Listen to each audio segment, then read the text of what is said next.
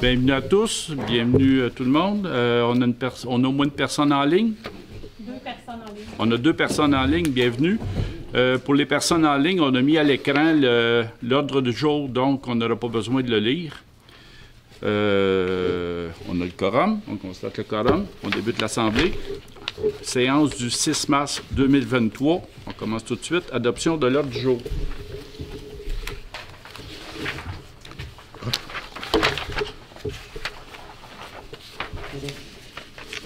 Éric.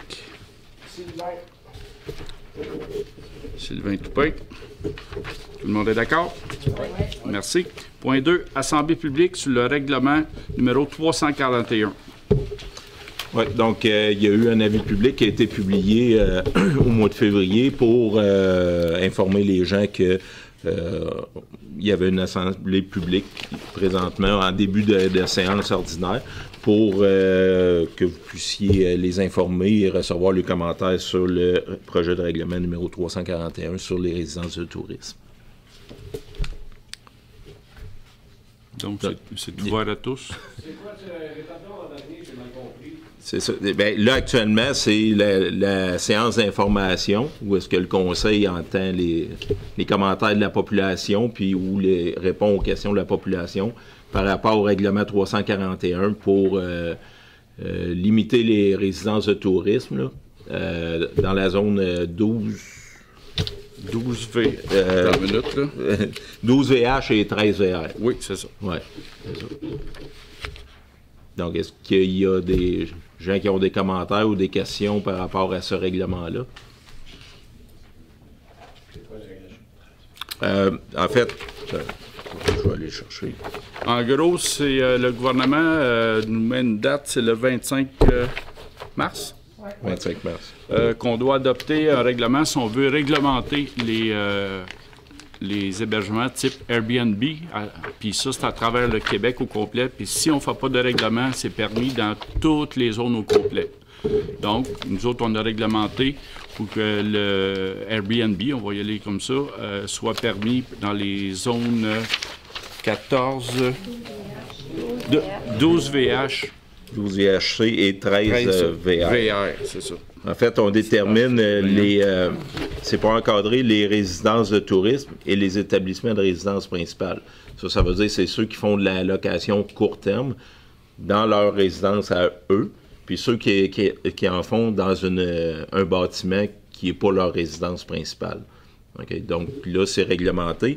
Les activités d'hébergement étaient globales. Maintenant, on se parle de l'hébergement de type qu'on va appeler, mettons, Airbnb. Ça, c'est un type d'hébergement. Puis le Airbnb, bien, il peut se faire soit dans un bâtiment qui n'est pas votre résidence principale, soit dans votre résidence principale.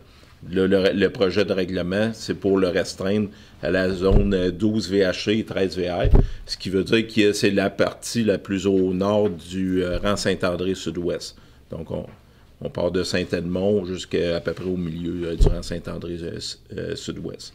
C'est les endroits où le Conseil va permettre ce type d'activité-là.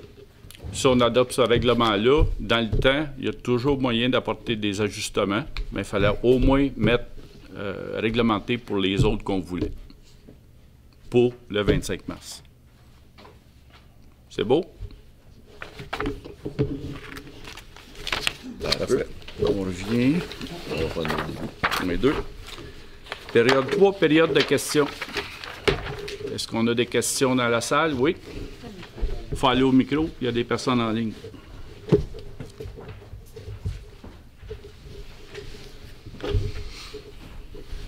Bonjour à tous. Donc, Bonjour. M. Étienne Bertrand, président de Saint-Cuthbert. La question que j'ai à poser, c'était une question technique, à savoir, est-ce que vous savez s'il y a une caméra sur la télévision qui est au chalet pour pouvoir faire une projection Zoom? Je ne croirais pas. C'est une télévision qui a été achetée en 2013. Ça m'étonnerait qu'il y ait une caméra intégrée. Donc, j'ai une deuxième question. Est-ce que j'aurai l'autorisation d'installer l'application Zoom sur l'ordinateur? Puis j'amènerai ma caméra pour faire ma projection Zoom quand j'en aurai besoin. On n'a pas d'ordinateur là, pour... Il y a l'ordinateur pour le système de son. Là. Pour le système de son? OK. Bon, il est relié à Internet, donc je pourrais aller chercher l'application Zoom. Puis quand j'ai une Mais t'as pas ton ordinateur? Là, c'est parce que dans la salle, on le mettrait sur l'écran, puis ça fait un Zoom pour... Oui, c'est ça, mais je veux dire, la connexion Internet, le branchement à la télévision peut se faire à partir de ton ordinateur, ça, il n'y aura pas de problème. Je pourrais amener ma caméra. Oui, ou bien si c'est un portable, tu as déjà une caméra d'inclus. Est-ce que du portable, ça va projeter sur la télé? Ouais. Ben oui. Ben oui, un câble HDMI en bonne et due forme. Technique. Bon, c'est parfait. Oui, il n'y aura pas de problème. Ça va être plus simple comme ça. Oui. Bon, merci. Okay.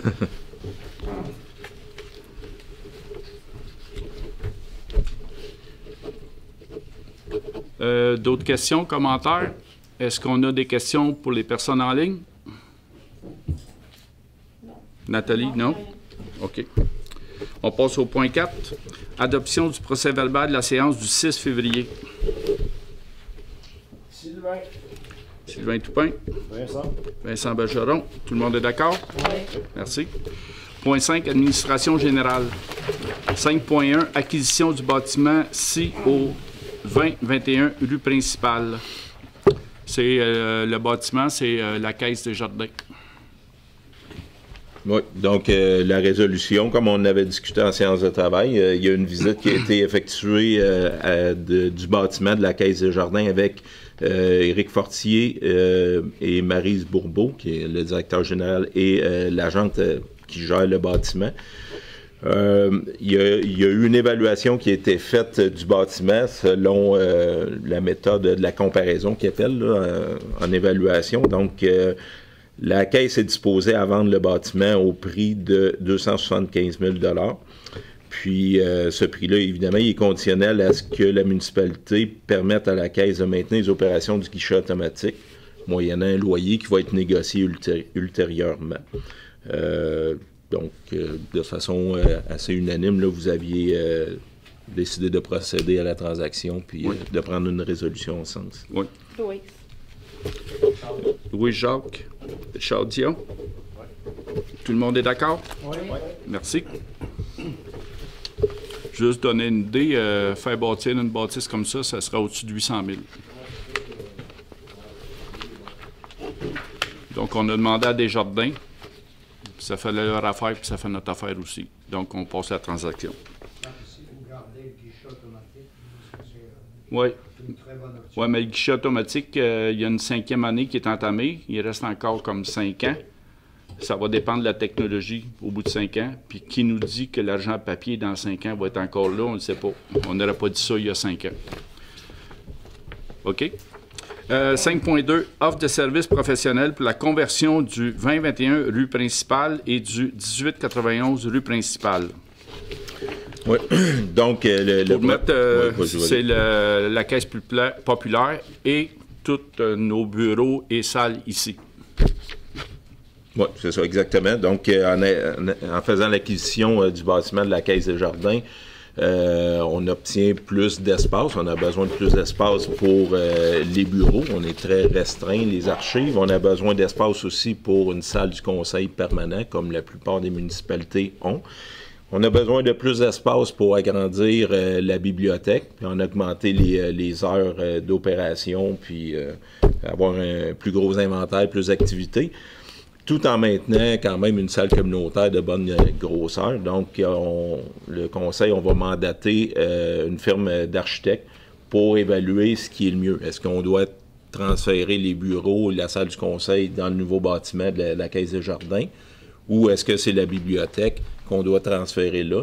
Donc, il y a des questions techniques, il y a une évaluation des coûts à faire, donc on va mandater un architecte pour faire ces recommandations-là.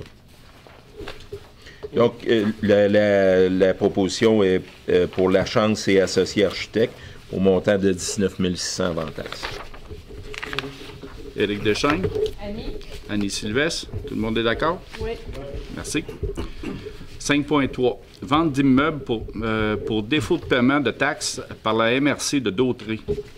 Oui, donc toutes les propriétés qui ont des taxes dues de 2021 et antérieures vont être mis en vente pour taxes. La liste va être envoyée à la MRC le 20 mars.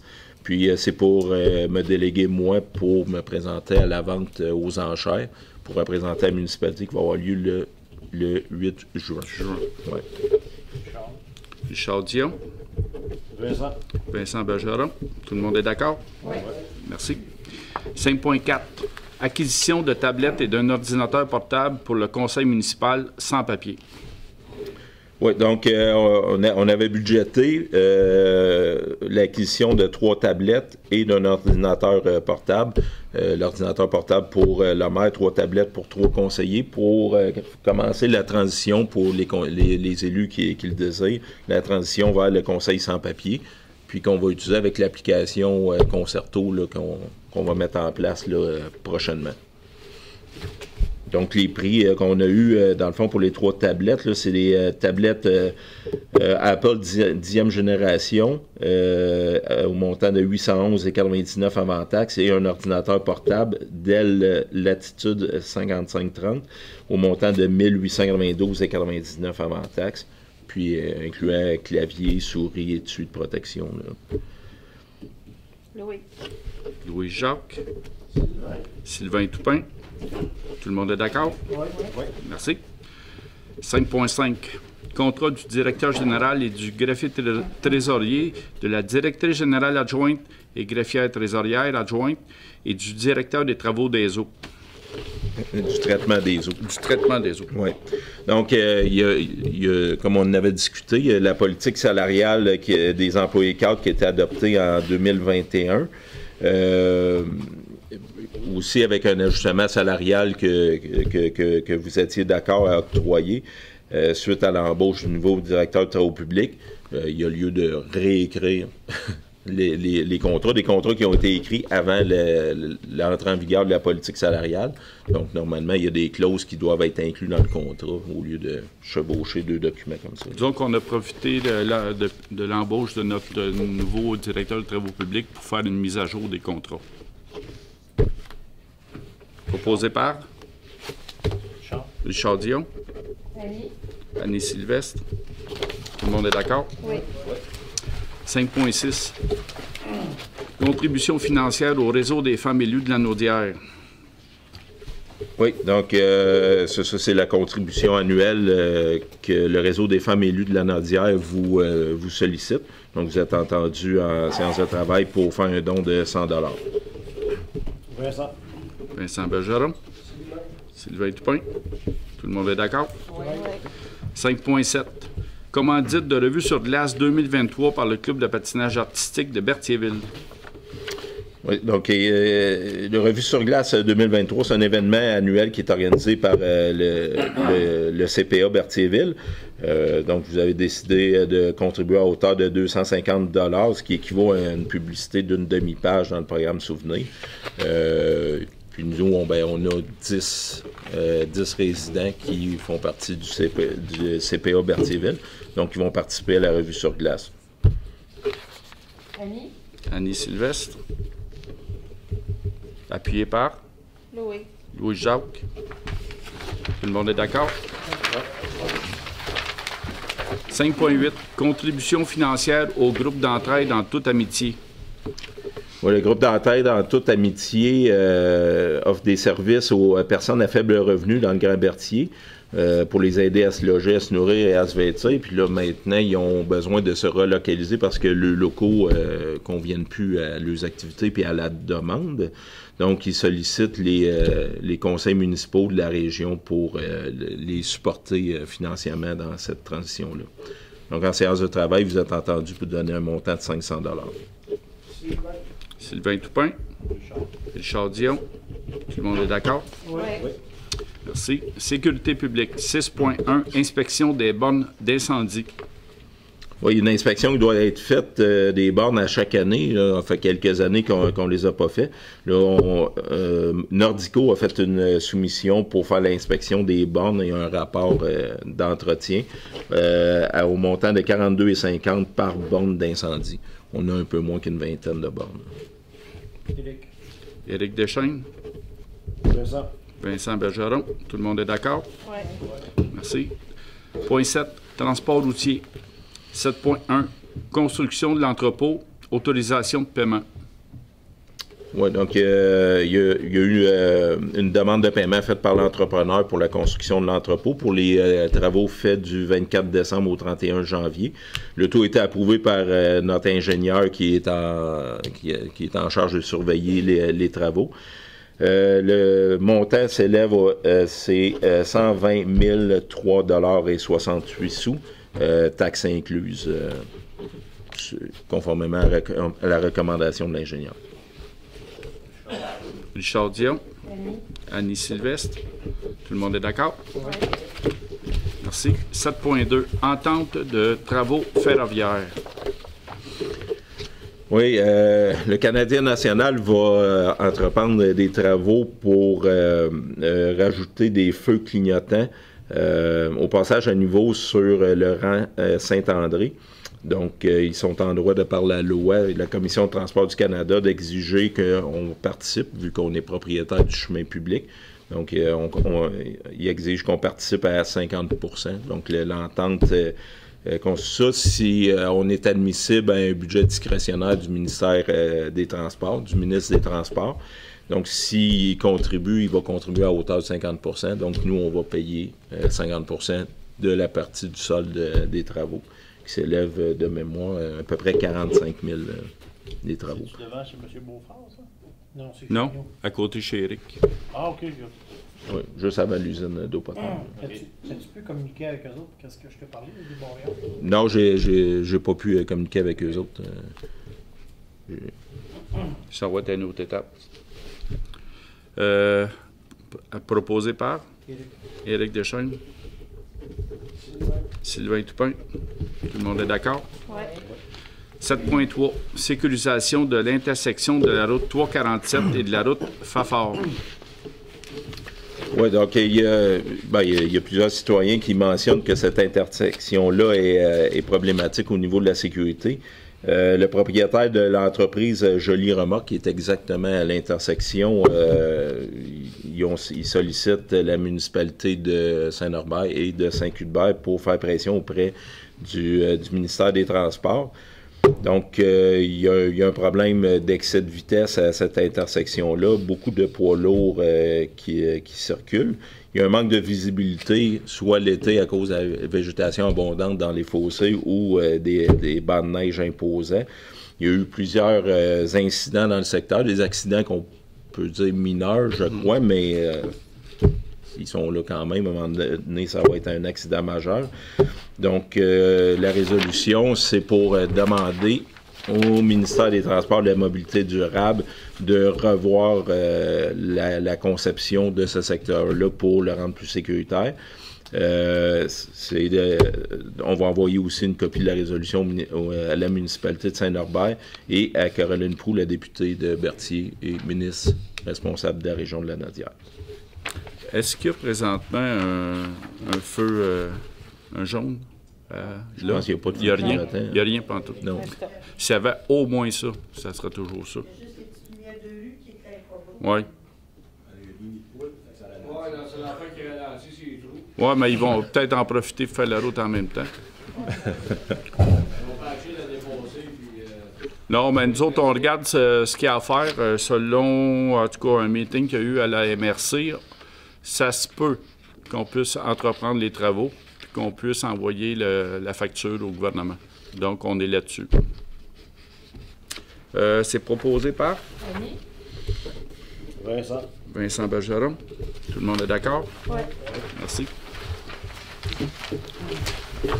Point 8. Hygiène du milieu. 8.1. Règlement sur l'usage de l'eau potable. 8.1.1. Avis de motion.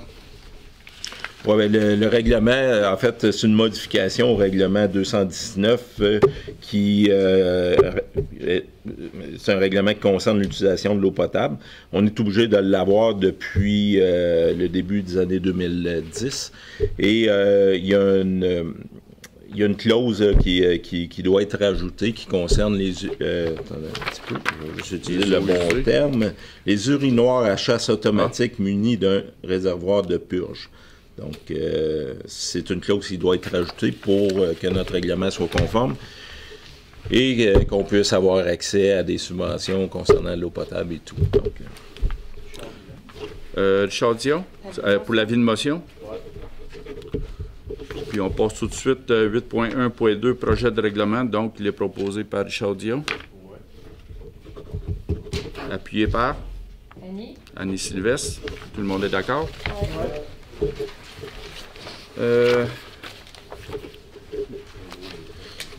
Point 9, urbanisme et mise en valeur du territoire. 9.1, règlement numéro 339 sur la démolition d'immeubles.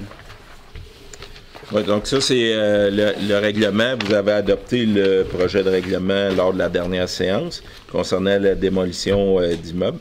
Là, maintenant, c'est l'adoption finale. Désolé pour la mise en page. Là. Oui, c'est pas grave. Donc, Sylvain Toupin, Vincent Bergeron. Ça implique quoi, ce règlement-là? Il fallait réglementer les bâtiments qui sont pas cités, comment donc? 1940. 1940 et moins, qui sont dans le répertoire de la MRC. L'inventaire de la C'est ça. Donc, il fallait qu'on fasse un règlement sur la démolition. Autant avant, on n'avait rien du tout. Quelqu'un venait puis il demandait un règlement de démolition, puis c'était accordé tout de suite. Là, il va y avoir des procédures à faire. Ça ne veut pas dire que ce ne sera pas démoli. On ne donnera pas le permis, sauf qu'il va y avoir des raisons pour démolir, plutôt que démolir n'importe quoi, n'importe quand.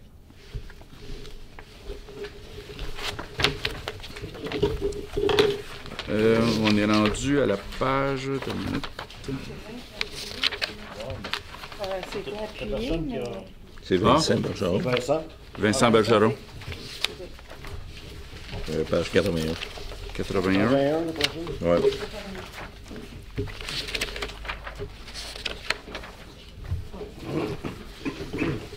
« 9.2. Vincent Bergeron.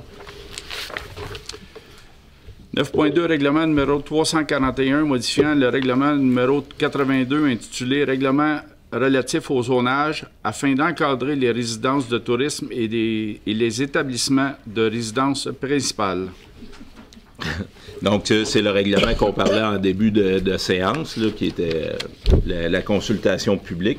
Là, dans la procédure, on adopte le second projet de règlement. Donc, dans le premier, on incluait juste la zone 12 VHC. Dans le second projet de règlement, on inclut la zone 13 VR. Et la zone VHC, 12 VHC. Et, oui, c'est ça, les deux ensemble. Donc, puis ensuite, la prochaine étape, ça va être la tenue d'un registre. Pour ceux qui s'opposent à ça, ben, ils peuvent demander un processus référendaire, demander un référendum s'ils s'opposent à ce règlement-là. Puis, ensuite, si ça passe le test de la tenue du registre, le Conseil va adopter le troisième projet de règlement, l'adoption finale du règlement. Éric Deschênes? Oui.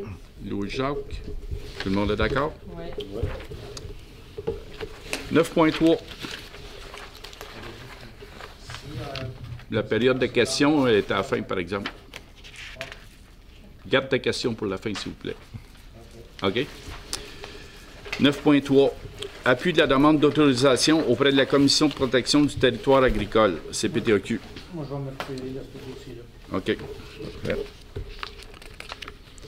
Donc, ça, il a été mentionné que Éric se retire parce que le lot 4 261 943 qui est impliqué dans la demande, il est actuellement loué par un membre de sa famille. Donc, la demande d'autorisation, c'est ça, pour l'entreprise. En fait, c'est... je ne l'ai pas noté, mais c'est la ferme à Dominique Fafard. Donc, lui veut acquérir un lot d'un propriétaire. Le propriétaire, lui, veut garder la section qui est pour sa résidence personnelle. Puis ça, c'est associé à un lot qui est l'autre côté du chemin. Qui a sa fosse septique. Oui, sur laquelle il y a la fosse septique de la résidence, puis qui est boisé puis très peu exploitable à des fins agricoles. Donc, lui, il doit demander la permission à cette PTAQ pour acheter ce terrain-là, puis le vendre de façon morcelée. C'est dans les procédures. Puis vous devez donner un appui à cette demande-là si son projet respecte certaines règles. On en avait parlé, en tout cas, dans les règles, les usages projetés n'auront pas pour effet de déstructurer les terres agricoles adjacentes, que les usages projetés dans son projet n'auront aucune conséquence sur l'homogénéité de la communauté et de l'exploitation agricole, qui vont contribuer à la préservation des activités agricoles, puis que le potentiel du terrain, en conséquence, va être soutenu. Donc, puis c'est conforme à notre réglementation municipale. Richard Dion. Annie? Annie Sylvestre. Tout le monde sauf Eric est d'accord? Oui. Ouais.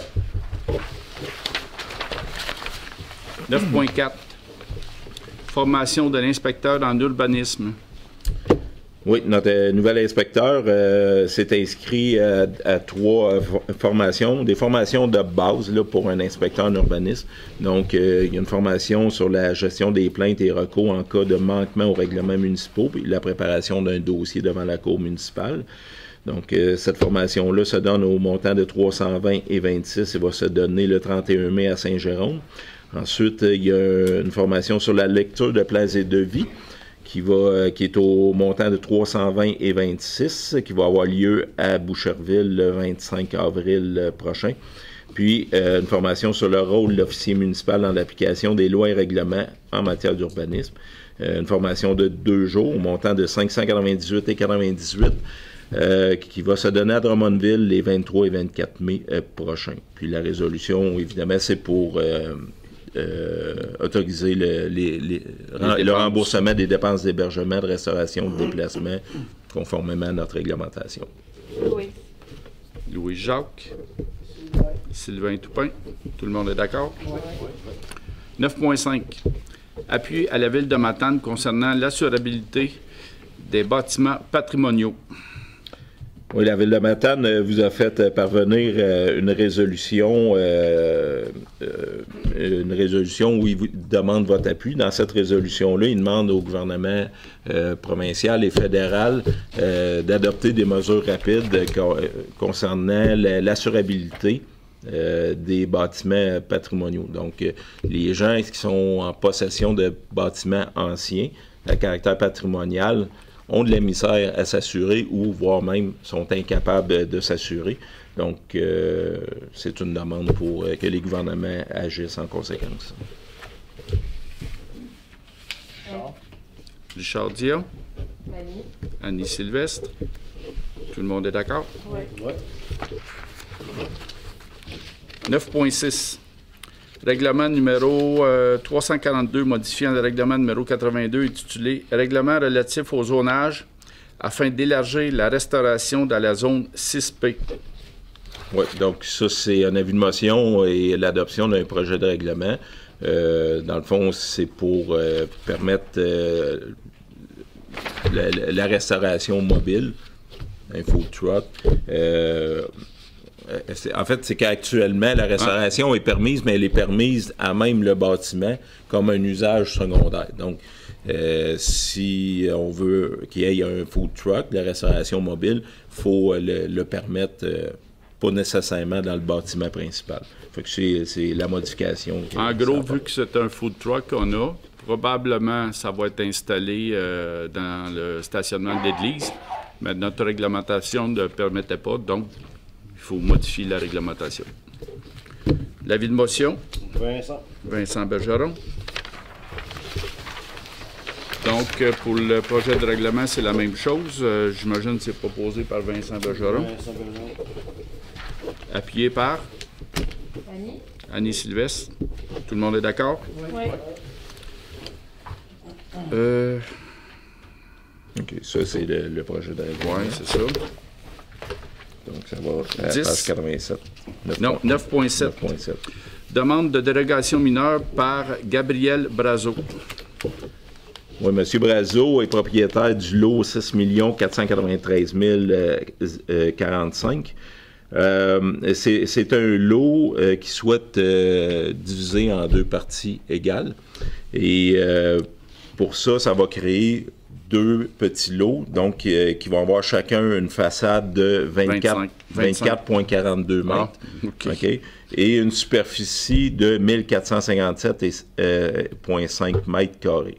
Alors, notre réglementation autorise une façade de 25 mètres et exige une superficie minimum de 1500 mètres carrés. Donc, il fait une demande de dérogation mineure pour autoriser ce lotissement-là, cette opération cadastrale-là. Donc, la résolution, c'est simplement que vous prenez connaissance de sa demande, puis que vous allez vous prononcer dans une séance ultérieure. Le CCU va se pencher là-dessus. Le CCU va se Le pencher. CCU, puis on va demander aussi un avis à Maître Chéné concernant la superficie, si on peut déroger. C'est des règles établies par Québec. Est-ce qu'on a besoin d'un proposeur là-dessus? Oui, c'est juste pour dire que vous prenez acte OK. de la demande de dérogation. Il n'y a pas de décision. Donc, c'est proposé par Sylvain Toupin. Appuyé par Louise. Louis-Jacques. Tout le monde est d'accord? Oui. Oui. Le point 10, loisirs et culture. 10.1, construction de l'abri classe nature au jardin en permaculture. Oui, donc on a discuté en séance de travail. On a une soumission de gestion BGC, qui est l'entrepreneur qui construit notre entrepôt actuellement au garage municipal. Donc, sa soumission pour la construction de l'abri classe nature au jardin permaculture est au montant de 91 582,70 avant taxe. Donc, c'est proposé par... On va demander le vote. Oui, mais on va le proposer avant. C'est proposé par Vincent. Vincent Bergeron. Appuyé par Louise. Louis-Jacques. Est-ce que tout le monde est d'accord? Non. Non? Donc, on passe au vote. Le vote est demandé par qui? Le vote est demandé par qui? Éric. Éric Deschaines. Donc, ceux qui sont contre, Annie. Éric. faut-tu toutes les nommer? Sylvain, Éric, Annie Sylvestre. Donc, les pour? Louise. Oui, Jacques. Vincent. Donc, on est 3-3. Pour une des rares fois, le maire est appelé à voter. Moi, je vote pour. Donc, Adopté à la majorité. adopté à la majorité. 10.2. Projet du marché fermier de Saint-Cuthbert. Oui, les amis de l'ECHCO de Saint-Cuthbert souhaitent tenir trois dates pour le marché fermier de Saint-Cuthbert, donc le 9 juillet, le 13 août, le 10 septembre 2023.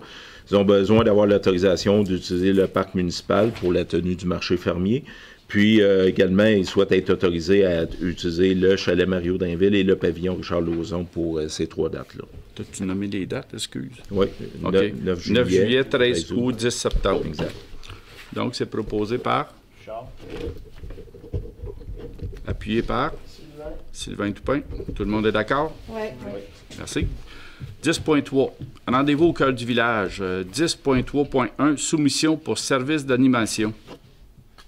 Oui, la compagnie Événement 360 a fait une soumission pour les services d'animation au montant de 4 250 $ avant taxe. Louise. Louis-Jacques. Annie. Annie Sylvestre. Tout le monde est d'accord? Oui. 10.3.2. Soumission pour le cinéma extérieur. Donc, toujours dans le cadre de rendez-vous au cœur du village, une activité de projection au cinéma à l'extérieur qui est planifiée. Ça va être, il y a eu une soumission pour cet événement-là qui est par événement Sonolome pour le montant de 866 $ avant taxe. Éric. Éric Deschaines. Charles. Richard Dion. Tout le monde est d'accord? 10.4. Panneau pour sentier d'interprétation. Ouais, donc, oui, il y a une soumission faite par Lézard Graphique pour la conception et l'impression du panneau au montant de 1 482 $ avant taxe. C'est pas pour un panneau d'interprétation, c'est vraiment pour un panneau à la halte cycliste. Oui, la halte cycliste. OK. La halte de la Chico. Sylvain Toupin, Annie. Annie Sylvestre. On met un panneau à la halte cycliste en bas. Puis on va avoir une future halte cycliste dans le secteur Saint-Edmond. Éventuellement, probablement l'année prochaine, on va mettre un autre panneau là. Le point 11, adoption des comptes.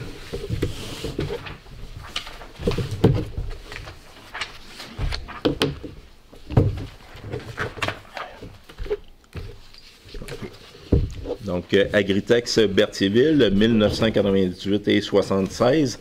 Donc, ça, c'est l'entretien de l'excavatrice. Les amis de l'ECHCO de Saint-Cuthbert, 5 400 $. C'est la contribution de la municipalité au journal communautaire Sam Chicotte. Aquasphera Conseil, 3 531 et 17. C'est les honoraires pour l'analyse des débits d'étiage de la rivière. L'Association des directeurs municipaux. On a-tu fini, ça? Oui, normalement, c'est fini. Le rapport Okay. il a été produit. OK. L'Association des directeurs municipaux du Québec, 1760 et 27. Donc, c'est... OK, là-dessus, il y a une formation pour moi-même sur la fiscalité municipale, puis l'inscription au congrès de moi et Nathalie. L'Association des cadres du Québec, 201 et 21, c'est l'adhésion de la municipalité pour les camps de jour. Belle Mobilité, 195 et 23, c'est les frais cellulaires pour un mois. Canadien National, 889 et 50, l'entretien des passages à niveau. Le Code du Charme, 710 et 85, c'est la mise à jour de nos recueils de lois. Cogeco Connexion, 206 et 86, c'est l'Internet au chalet... attendez un peu, au chalet des loisirs et à la centrale de traitement des eaux usées. Comerco, 554 et 94, c'est l'achat de filtres à air pour l'usine d'eau potable. Combec, 436 et 91, c'est l'adhésion annuelle de l'inspecteur en urbanisme. Ça, c'est CSS Pierre de Lestage, c'est 100 $, c'est la commandite de la municipalité au bal des finissants de l'école secondaire Pierre de Lestage. David Destram, 30 $, remboursement de frais cellulaires.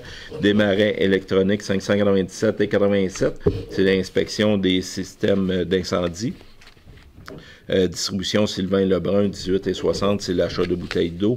EBI Environnement, 12 368 et 6, donc c'est pour la collecte et le transport des ordures, des bacs bleus et des bacs bruns. El Médicamir, 30 $, remboursement de frais cellulaires. Énergie Sonic, 2752 et 99, c'est l'achat de diesel. Équipement JM Dubois, 82 et 55, c'est l'achat d'une lame. Je ne me rappelle plus pour quel équipement. Eurofin Environex, 1442 et 38, c'est les analyses d'eau. Félix Sécurité, 28 et 45, c'est l'inspection des extincteurs d'incendie. Ferme SM, 6898 et 50, c'est le déneigement du domaine Belle-Humeur. FNX Innove, 1626 et 90, c'est la surveillance des travaux de construction de l'entrepôt ici au garage. Fonds d'information sur le territoire, 90 $, c'est les frais pour les avis de mutation. France Fafard, 30 $, remboursement de frais cellulaires. Gestion BGC, 120 000, 3 $ et 68, c'est pour les travaux de construction de l'entrepôt. Guy Bourgeot et Fils, 181 et 9, c'est une vérification d'un luminaire de rue. Arnois Énergie, 2274 et 16, c'est l'achat d'huile à chauffage. Hydro-Québec, 4314 et 56, c'est les factures d'électricité pour l'usine d'eau potable et l'hôtel de ville. ID-Side, Société Plan de vol, 6368 et 96, ça c'est le premier versement pour l'implantation de la plateforme Concerto. Impression d'Autré, 609,37 c'est l'impression des bulletins municipaux. Jeffy Fréchette, 40 $, c'est le remboursement de frais de non-résidents pour activités sportives. Joanie Saint-Germain, 60 $, remboursement de frais de non-résidents pour activités sportives. Laboratoire Matt, 118,80 c'est l'achat de produits chimiques pour l'usine d'eau potable. Le papetier, le libraire, 276, c'est l'achat de fournitures de bureau.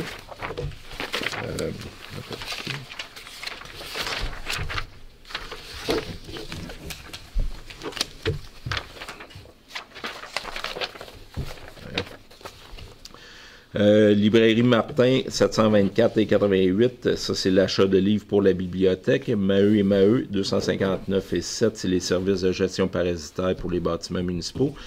Marché Famille Mondor, 51,89 c'est l'achat de boissons gazeuses. Marie-Pierre Brissette, 30 $, remboursement de frais cellulaires. Medialo, 382,87 c'est la publication de l'avis public pour le règlement 341. MRC d'Autré, 168 321,21 donc ça, c'est les premiers versements pour l'année pour les différentes cotes-parts pour les services de la MRC. Nathalie Panton, 30 $, remboursement de frais cellulaires. Pitney Works, 1164,75 ça, c'est l'achat de timbre pour la timbreuse.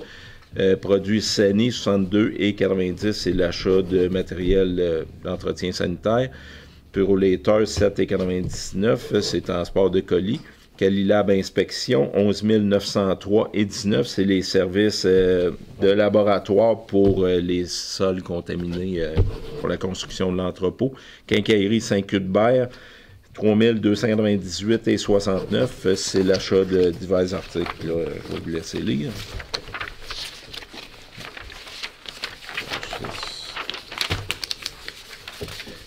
Rodéo Créatif, 257, c'est l'impression, conception et impression des cartes d'affaires. Donc, c'est celle de l'inspecteur en urbanisme.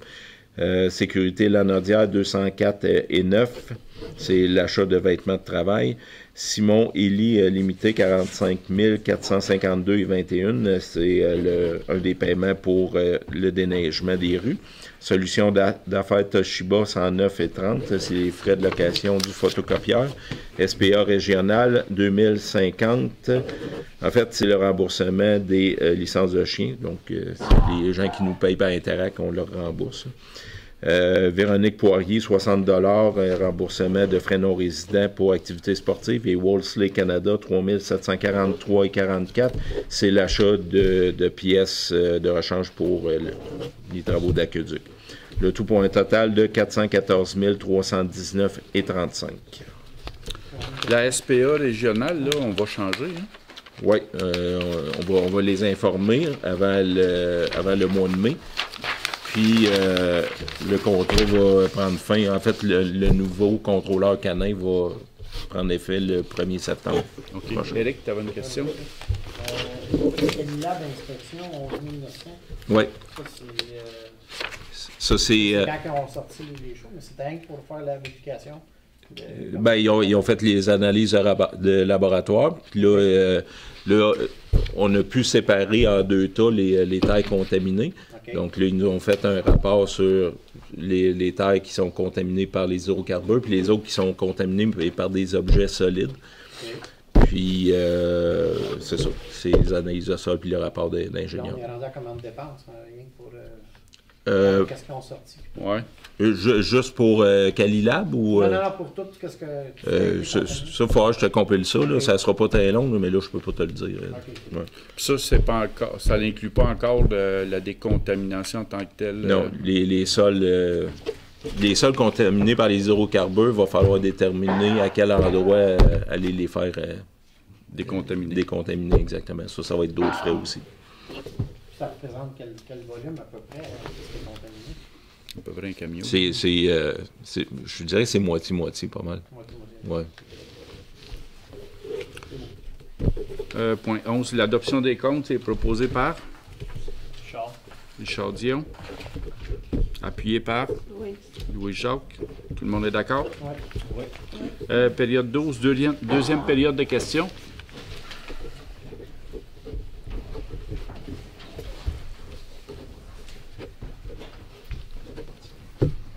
Bonjour. C'était au point 2.9 pour le règlement pour les bed and breakfast. Oui. S'il y a des gens, parce que dans le bas de la côte, il y en avait des bed and breakfast, est-ce qu'ils ont un droit? C'est pas pour les bed and breakfast. C'est pour les... B&B. Oui. Les gens qui ont déjà des B&B, est-ce qu'ils ont comme un droit acquis ou... Non, c'est le règlement va... En fait, c'est une permission qui est donnée par le gouvernement. Si on adopte un règlement comme ça avant le 25 mars, les gens ne pourront pas avoir de droits acquis. Si on l'adoptait après le 25 mars, ceux qui exerçaient déjà cette activité-là, légalement, évidemment, au règlement, ils tomberaient en droits acquis. Mais comme ça va être adopté avant le 25 mars, il n'y aura pas de droits acquis.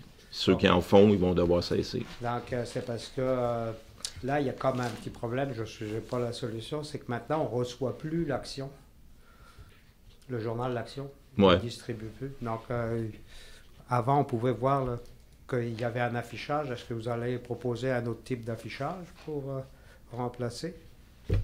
Ça n'a pas été discuté. Non, mais oui, c'est à penser. Ben, effectivement, c'est sûr que le journal L'Action nous ont proposé qu'on ait des points de chute, que tous les journaux aillent à la même place, parce qu'ils ne distribuent plus.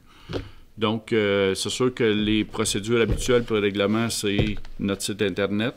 Oui, pour les règlements d'urbanisme, zonage, lotissement, construction, c'est le site Internet et un journal. C'est la procédure actuellement qu'on a. OK, c'est ça. Comme il n'y a plus d'action, il n'y a plus de journal. Bien, l'action, il est au dépanneur. Ah, au dépanneur. Mais on va voir peut-être essayer d'installer d'autres points de chute. OK, je ne savais même pas, parce que moi, je ne le recevais plus. J'ai dit ils ont arrêté de le distribuer. Il y a des points de chute. C'est pas trop mal. Il y a une grosse pile au dépanneur. Merci. En ligne, est-ce qu'on a des questions? Non, pas de questions. Est-ce qu'on a d'autres questions, commentaires? Non? Merci. J'aimerais demander pour l'histoire de Concerto. Faut dire votre nom. Il y a des personnes en ligne. En plus, mon nom Denis. Mon nom de famille aussi. Bon. Pour l'histoire Concerto, on parlait de 8400$ pour la phase 1, je sais pas trop, là. Oui, c'est 6800 kek, là. Le premier. Ça c'est un module informatique qui va nous aider, en fait, pour la rédaction des règlements, des procès-verbaux, l'archivage des résolutions des règlements, puis qui va être utilisé aussi pour faire la transition vers un conseil sans papier, où les conseillers vont avoir accès à toute la documentation sur leur tablette au lieu d'imprimer. Ça vaut la peine de faire ça, ou c'est à 800$ la tablette, puis... Oui, ça vaut la peine. À long terme, ça vaut la peine. En même temps, c'est une mise à jour de tout ça, de tous nos dossiers qu'on va mettre là-dedans, puis tout ça. Ouais. Okay, On s'est posé la même question. Ouais. D'autres questions, commentaires? Non? Donc, c'est point 13, levé de la séance. Je propose de lever de l'Assemblée. Donc, merci à tous, à toutes, et merci les personnes en ligne. Merci.